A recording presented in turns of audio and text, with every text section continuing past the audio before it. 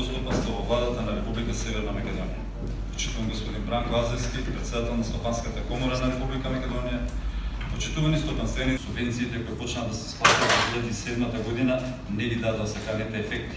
Наместо развојна нота, тие производ остана релативно стабилно изминатиот период со околу 10%, а заедно со преработувачката индустрија процентот се зголемува. Доследно спроведување на сеопфатни мерки во низ области, вклучувајќи ефектни земјишни политики, финансирање, преструктурирање на земјоделското производство и пласман на македонските производи на странските пазари. Предлог буџетот за оваа година за секторот земјоделство предвидува мерки и политики кои се во насока на унапредување на земјоделството, управување со водните ресурси и биодиверзитетот во државата.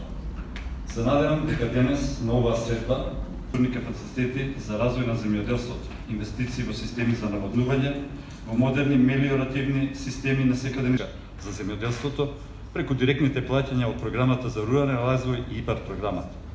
Се планира во насока на инвестирање на модерно земјоделство. Бараме на ваков начин сегментарно министрите се секогаш присутни на групациите кои што го работат во комората и заеднички како политика и како дејно што учествува со сериозна бројка во продуктивен производ.